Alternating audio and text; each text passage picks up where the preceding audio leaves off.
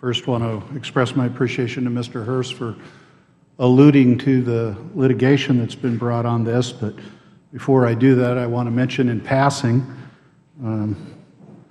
that I do not want to be accused of that which my friend Mr. Duffy from Wisconsin inartfully described as turning a blind ear to the claims that, that Delta is suffering as a consequence of Export-Import Bank activity. I have a hard time squaring it with the performance of the last year when they had record revenues, when their passenger load was at an all-time high, when they are aggressively expanding in markets, especially my own up at Seattle, and the chairman of the board and the CEO has press conferences touting their historic performance. I can't square those two things. In fact, I would say if this is suffering, sign me up.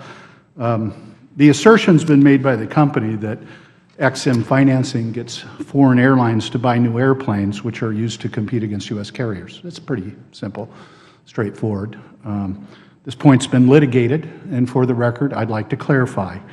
This is what the judge said when Delta lost the case. The record contradicts Delta's presumption that the availability of EXIM Bank financing sways foreign airlines to purchase new aircraft they otherwise would not acquire, thereby causing an increase in competition with U.S. airlines that otherwise would not exist. Rather, the availability of bank financing, or the lack thereof, is more likely to affect only the secondary decision of whether to purchase aircraft from Boeing or Airbus when a specific need for new planes arises. Thus, Delta's underlying assumption that U.S. airlines necessarily face less competition if the bank does not provide financing to foreign airlines falls apart. I might add that Delta's litigated not once, but 4 times and lost every single case.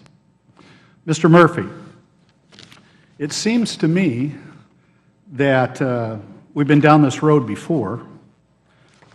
I see an antecedent and an analog. I'd be interested in your reaction.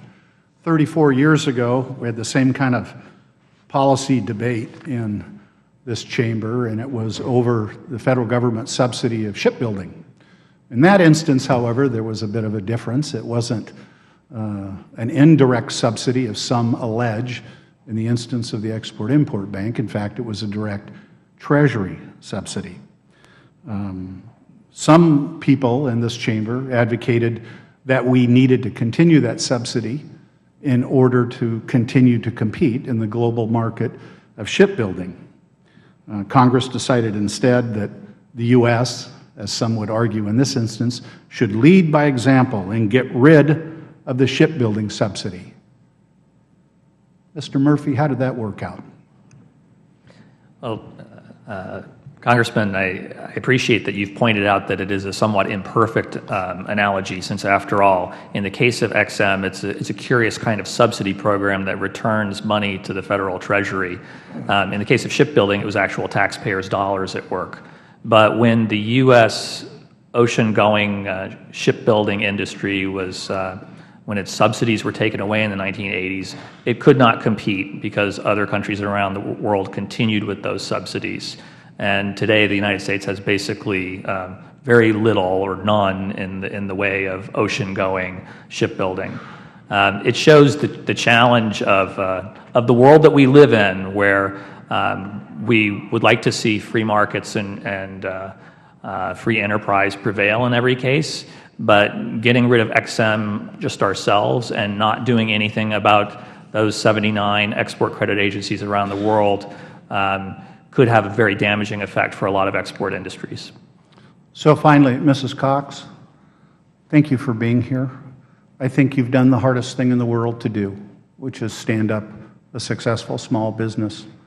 I also want to thank your family and your husband in particular for their service.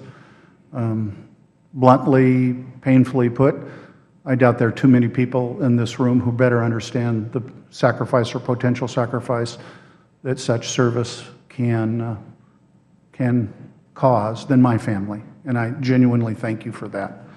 I do, however, want to note and hope you appreciate that you were a part of benefiting from the Export-Import Bank insofar as You are one of the members of the supply chain for the Boeing Aircraft Company, which makes the best airplanes on the face of the planet, in no small part due to your parts, and I thank you for that as well.